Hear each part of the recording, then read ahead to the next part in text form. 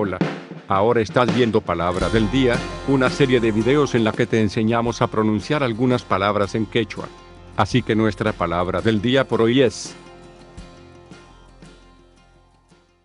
안추리, 안추리, 안추리,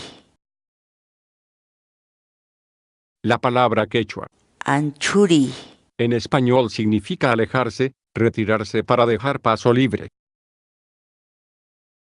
Por ejemplo, 안추리 하카이망. Este video ha sido revisado y aprobado para su publicación por la Academia Mayor de la Lengua Quechua, Cusco. Teléfono: 084-315296. Dirección: Calle Chaparro 231, Cusco, Perú.